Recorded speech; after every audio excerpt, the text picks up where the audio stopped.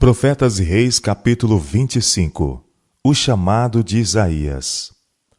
O longo reinado de Uzias, também conhecido como Azarias na terra de Judá e Benjamim, foi caracterizado por uma prosperidade maior que a de qualquer outro rei desde a morte de Salomão, cerca de 2 séculos antes. Por muitos anos, o rei governou com discrição. Sob as bênçãos do céu, seus exércitos reconquistaram alguns dos territórios que tinham sido perdidos nos anos anteriores. Cidades foram reconstituídas e fortificadas, e a posição da nação entre os povos vizinhos foi grandemente fortalecida. Reavivou-se o comércio, e as riquezas das nações fluíram para Jerusalém. O nome de Uzias voou até muito longe, porque foi maravilhosamente ajudado até que se tornou forte. 2 Crônicas, capítulo 26, verso 15. Esta prosperidade exterior, no entanto, não foi acompanhada por um correspondente avivamento do poder espiritual. Os serviços do templo prosseguiram como nos anos anteriores, e multidões se reuniram para adorar ao Deus vivo. Mas o orgulho e o formalismo gradualmente tomaram lugar da humildade e sinceridade. Do próprio Uzias está escrito: mas, havendo-se já fortalecido, exaltou-se o seu coração até se corromper, e transgrediu contra o Senhor seu Deus. 2 Crônicas, capítulo 26, verso 16. O pecado que produziu tão desastrosos resultados para Uzias foi o da presunção. Em violação de um claro mandamento de Jeová, segundo o qual ninguém, que não os descendentes de Arão, devia oficiar como sacerdote, o rei entrou no santuário para queimar incenso no altar. O sumo sacerdote Azarias e seus associados protestaram e suplicaram a Uzias que abandonasse seu propósito. Transgrediste, disseram eles, e não será isso para sua honra. 2 Crônicas, capítulo 26, versos 16 e 18. Uzias encheu-se de ira, que sendo ele o rei, fosse assim repreendido. Mas não lhe foi permitido profanar o santuário contra os protestos unidos dos que tinham autoridade. Enquanto permanecia ali, em irada rebelião, foi ele subitamente ferido pelo juízo divino. Em sua testa apareceu lepra. Atribulado, deixou o recinto do templo para nunca mais aí entrar. Até o dia de sua morte, alguns anos mais tarde, Uzias ficou leproso. Um exemplo vivo da loucura de abandonar um claro assim diz o Senhor. Nem sua exaltada posição, nem sua longa vida de serviço poderiam ser invocadas como desculpa pelo presunçoso pecado com que mareou os anos derradeiros de seu reinado, acarretando sobre si o juízo do céu. Deus não faz acepção de pessoas.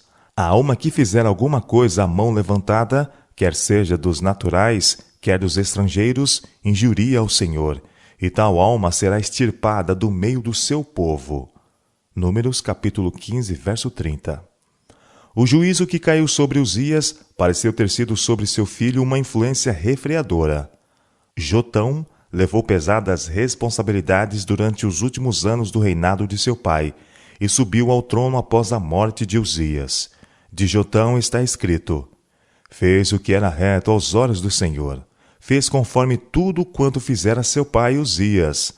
Tão somente os altos se não tiraram, porque ainda o povo sacrificava e queimava incenso nos altos. 2 Reis, capítulo 15, versos 34 e 35. O reinado de Uzias estava chegando ao fim, e Jotão estava já levando muitas das tarefas do estado, quando Isaías, da linhagem real, foi chamado, embora ainda jovem, para a missão profética. Os tempos em que Isaías devia trabalhar estavam repletos de perigos peculiares para o povo de Deus. O profeta devia testemunhar a invasão de Judá pelos exércitos combinados do norte de Israel e da Síria. Devia ele contemplar as hostes assírias acampadas diante das principais cidades do reino. Durante a trajetória de sua vida, Samaria devia cair, e as 10 tribos de Israel deviam ser espalhadas entre as nações. Judá seria mais de uma vez invadida pelos exércitos assírios, e Jerusalém devia sofrer um cerco do qual teria resultado sua queda, não se tivesse Deus miraculosamente interposto. Graves perigos ameaçavam já a paz do Reino do Sul. A divina proteção estava sendo removida e as forças assírias estavam prestes a se espalhar sobre a terra de Judá. Mas os perigos de fora, esmagadores como pudessem parecer, não eram tão sérios quanto os perigos internos. Era a perversidade de seu povo que levava ao servo do Senhor a maior perplexidade e a mais profunda depressão. Por sua apostasia e rebelião, os que podiam ter permanecido como portadores de luz entre as nações estavam atraindo os juízos de Deus. Muitos dos males que apressaram a rápida destruição do Reino do Norte e que tinham sido recentemente denunciados em termos inequívocos por Oséias e Amós, depressa estavam corrompendo o reino de Judá. A perspectiva era particularmente desencorajadora em referência à condição social do povo. Em seu desejo de ganho, estavam os homens adicionando casa a casa, herdade e herdade. A justiça fora pervertida, e nenhuma piedade era mostrada ao pobre. A respeito desses males, Deus declarou: O espólio do pobre está em vossa casa. Que tendes vós que afligir o meu povo e moer as faces do pobre? Isaías capítulo 3, versos 14 e 15. Mesmo os magistrados, cujo dever era proteger o desajudado, faziam ouvidos moucos aos clamores do pobre e necessitado, das viúvas e dos órfãos. Com a opressão e a opulência vieram o orgulho e o amor à ostentação, desbragada embriaguez e o espírito de orgia. E nos dias de Isaías, a própria idolatria já não provocava surpresa. Práticas iníquas tinham se tornado tão predominantes entre todas as classes que os poucos que permaneciam fiéis a Deus eram não raros tentados a perder o ânimo, dando lugar ao desencorajamento e desespero. Era como se o propósito de Deus para Israel estivesse para falhar, e a nação rebelde devesse sofrer sorte semelhante à de Sodoma e Gomorra. Em face de tais condições, não é surpreendente que Isaías recuasse da responsabilidade quando chamado a levar a Judá as mensagens de advertência e reprovação da parte de Deus durante o último ano do reinado de Uzias. Ele bem sabia que haveria de encontrar obstinada resistência. Considerando sua própria incapacidade para enfrentar a situação e tomando em conta a obstinação e incredulidade do povo para quem ia trabalhar, sua tarefa pareceu-lhe inexequível. Devia ele, em desespero, renunciar à sua missão, deixando Judá entregue à sua idolatria? Deviam os deuses de Nínive reger a terra em desafio ao Deus do céu? Tais eram os pensamentos que fervilhavam na mente de Isaías ao estar sob o pórtico do templo. Subitamente pareceu-lhe que o portal e o véu interior do templo eram levantados ou afastados, e foi-lhe permitido olhar para dentro, sobre o Santo dos Santos, onde nem mesmo os pés do profeta podiam entrar. Ali surgiu ante ele a visão de Jeová, assentado em seu trono alto e sublime, enquanto o séquito de sua glória encheu o templo. De cada lado do trono pairavam serafins, as faces veladas em adoração, enquanto ministravam perante seu Criador e se uniam em solene invocação. Santo, Santo, Santo é o Senhor dos exércitos, toda a terra está cheia da sua glória. De maneira que a coluna, o pilar e a porta de cedro pareciam sacudidos com o som, e a casa se encheu com seu tributo de louvor.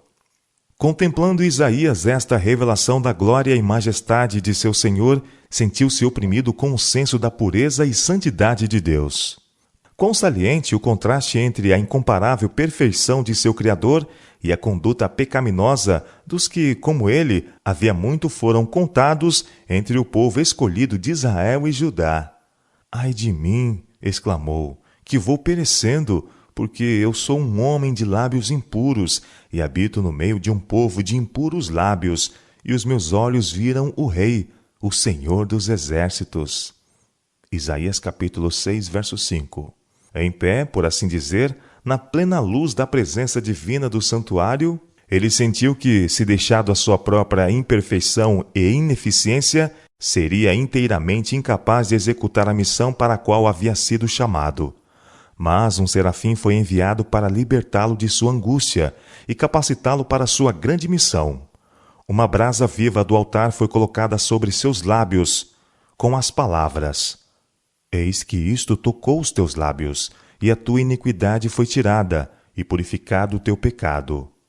Então a voz de Deus se fez ouvir, dizendo: A quem enviarei? E quem há de ir por nós? E Isaías respondeu: Eis-me aqui, envia-me a mim. Isaías capítulo 6, versos 7 e 8. O celestial visitante ordenou ao expectante mensageiro: Vai e dize a este povo: Ouves de fato e não entendeis, e vedes em verdade, mas não percebeis. Engorda o coração deste povo, e endurece-lhe os ouvidos, e fecha-lhe os olhos. Não venha ele a ver com seus olhos, e a ouvir com seus ouvidos, e a entender com seu coração, e a converter-se, e a ser sarado. Isaías capítulo 6, versos 9 e 10. O dever do profeta era claro. Ele devia levantar sua voz em protesto contra os males predominantes, mas assustava-o tomar a tarefa sem alguma segurança de sucesso. Até quando, Senhor? Ele inquiriu. Nenhum dentre teu povo escolhido há de compreender e arrepender-se e ser sarado. Seu peso em favor do extraviado Judá não devia ser levado em vão. Sua missão não devia ser inteiramente infrutífera. Contudo, os males que estiveram a se multiplicar por muitas gerações não seriam removidos em seus dias.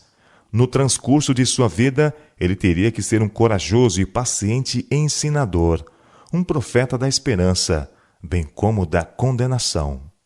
O divino propósito seria finalmente cumprido. Os frutos de seus esforços e dos labores de todos os fiéis mensageiros de Deus haveriam de aparecer. Um remanescente devia ser salvo. Para que isto pudesse ser alcançado e as mensagens de advertência e súplica fossem levadas à nação rebelde, o Senhor declarou: Até que se assolem as cidades e fiquem sem habitantes, e nas casas não fique morador, e a terra seja assolada de todo, e o Senhor afaste dela os homens, e no meio da terra seja grande o desamparo. Isaías capítulo 6, versos 11 e 12.